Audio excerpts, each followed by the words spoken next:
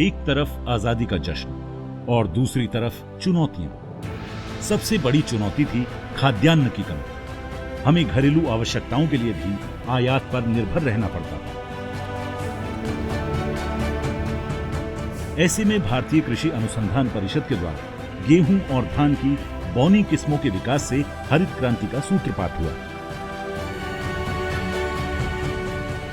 जिसके परिणाम स्वरूप वर्ष 1950-51 में जहां केवल 50.8 मिलियन टन खाद्यान्न का ही उत्पादन होता था, वो आज 6.2 गुना बढ़कर 314 मिलियन टन हो गया है।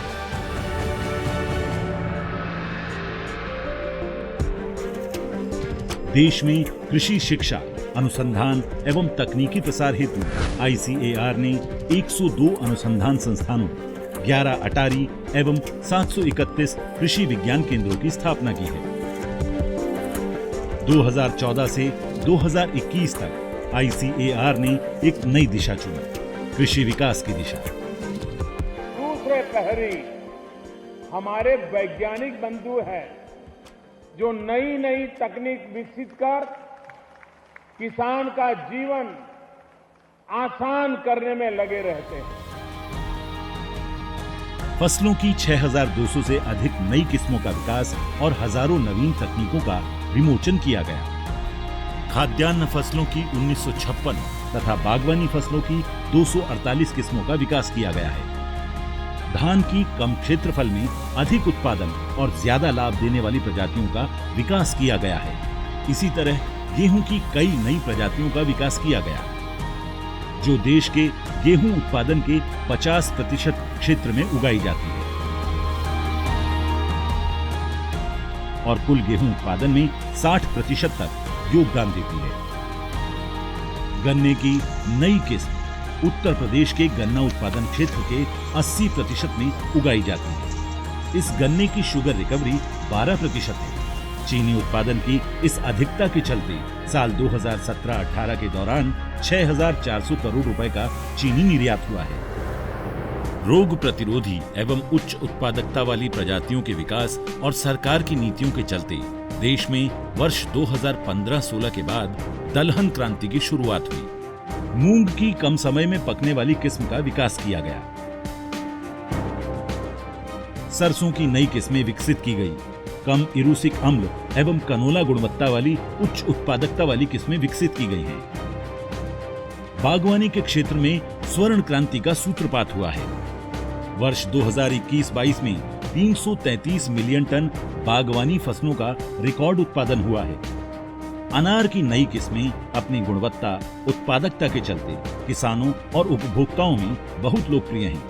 टमाटर की रोग प्रतिरोधक किस्मों का विकास किया गया। पशुपालन के क्षेत्र में संक्रामक बीमारियों से बचाव पर जोर दिया गया है।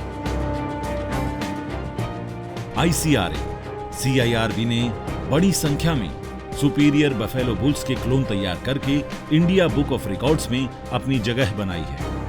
मत्स्य पालन हो या मुर्गी पालन, ICAR के प्रयासों से देश निरंतर इन क्षेत्रों में विकास कर रहा है। इसके चलते अंडा उत्पादन में 1985-86 के मुकाबले लगभग 64 गुना और मीट उत्पादन में 1988-89 के मुकाबले लगभग 5 गुना की वृद्धि हुई है। ओपन सी केज फार्मिंग तकनीक और मछली की जयंतु रोहू किस्म के विकास से भारत में नील क्रांति की शुरुआत हुई। कृषि अभियांत्रिकी में नई तकनीकों के विकास से किसानों को अत्यधिक परिश्रम वाले कार्यों में बड़ी राहत मिली है। मृदा परीक्षक मिनी लैब से देश में उर्वरकों की लागत में कमी आई है और उत्पादन में वृद्धि हुई है।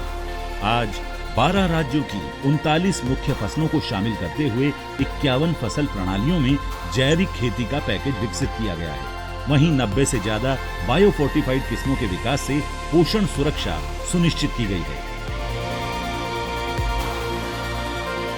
ICAR द्वारा पिछले 8 वर्षों में 715 स्टार्टअप्स एवं 977 इंक्यूबेटर्स को सहायता देकर स्थापित किया गया है तथा कुल 651 तकनीकों का व्यवसायीकरण किया गया है। अब देश में कृषि और किसानों को डिजिटल किया गया है।